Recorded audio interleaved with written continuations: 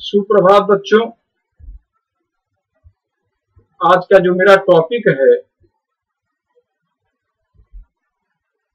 वह है भाषा, लिपि, व्याकरण और साहित्य। भाषा के बारे में जानकारी आपको मैं पहले ही दे चुका हूं। आज मैं आपको भाषा के विविध रूप, बोली, मातृभाषा, राष्ट्रभाषा, राजभाषा, लिपि, व्याकरण, हिंदी साहित्य, मानक हिंदी, हिंदी व्याकरण के भाग आज के विषय में जानकारी दूंगा। सबसे पहले बोली के विषय में मैं बताना चाहता हूं। बोली कहा गया है कि कोस कोस पर पानी बदले, 5 कोस पर बानी। हर 5-7 मील पर बोली में बदलाव आ जाता है। और बोली जैसा कि इसके नाम से ही स्पष्ट है कि बोली केवल बोली जाती है, लिखी नहीं जाती है। भारत में ऐसी कई क्षेत्रीय भाषाएं हैं जिसे लिखा नहीं जाता, केवल बोला जाता है। इसे हम भाषा न कहकर बोली कहें तो ज्यादा अच्छा है। बोली में साहित्य की रचना प्रायः नहीं होती, परंतु जब बोली में साहित्य का निर्माण होने लगता है तो बोली भाषा का रूप धारण कर लेती है। ब्रज और अवधी में लिखा गया साहित्य इसका प्रमाण है। बोली की परिभाषा, भाषा के क्षेत्रीय रूप को बोली कहते हैं। बच्चों, अवधी को साहित्यिक भाषा का अस्तित्व दिलाने में तुलसी और जायसी का विशेष योगदान है। अवधी बोली है, लेकिन इसमें रामचरितमानस की रचना अवधी भाषा में हुई। पद्मावत जायसी की रचना अवधी भाषा में लिखी गई। ब्रज भाषा में रचना करने वाले सूरदास, नंददास, केशव, सेनापति, घनानंद एवं पद्माकर आदि अनेक कवि हैं। ये सब बोली है, अवधी, ब्रज। लेकिन पहले जब सूर, जायसी, मीरा आदि अवधी और ब्रज में रचनाएं करती थी, जिसको साहित्यिक रूप प्राप्त था। लेकिन आज ऐसा नहीं है, यह पुनः बोली कहें तो ज्यादा अच्छा है।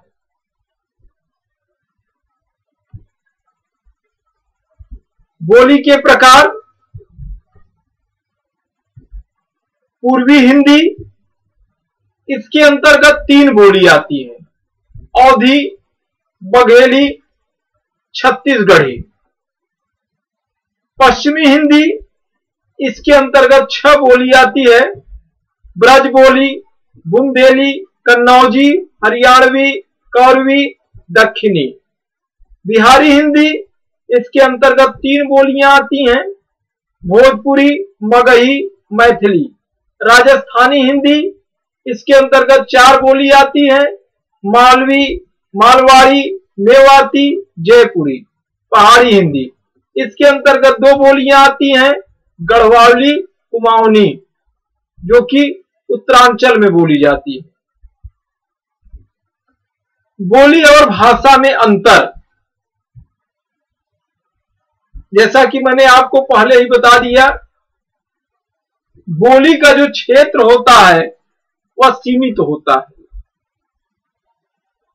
और जो भाषा का क्षेत्र होता है वह विस्तृत होता है। दूसरा, भाषा में साहित्य की रचना होती है, जबकि बोली में साहित्य नहीं लिखा जाता। और यदि बोली में साहित्य की रचना होने लगती है तो भाषा का रूप धारण कर लेती है। बोली में साहित्य की रचनाएं की जाती हैं, वो भाषा का रूप धारण कर लेती है। भाषा का प्रयोग सरकारी कामकाज में किया जाता है, जबकि बोली का सरकारी कामकाज में कोई प्रयोग नहीं होता। इसका क्षेत्र सीमित होता है। एक ही राज्य में कई बोलियां बोली जा सकती हैं। मातृभाषा मातृभाषा वह भाषा होती है जिस भाषा को बालक सबसे पहले अपनी माता से सीखता है। हमारे यहाँ की मातृभाषा हिंदी है। तमिलनाडु में जन्मा बालक यदि तमिल परिवार में पलता बढ़ता है तो जो उसकी भाषा होगी वह तमिल होगी। राष्ट्रभाषा भारत की अभी तक कोई राष्ट्रभाषा नहीं है, परंतु अधिक लोग हिंदी को अपनी राष्ट्रभाषा मानते हैं, लेकिन हिंदी को राष्ट्रभाषा घोषित नहीं किया गया है। हिंदी हमारी राजभाषा है तथा मातृभाषा भी है। राजभाषा संविधान के अनुच्छेद 343 के अनुसार संघ माने होता है पूरे भारतवर्ष की भाषा हिंदी और लिपि देवनागरी होगी। 343 में कहा गया, लेकिन संविधान के बाद 15 वर्षों तक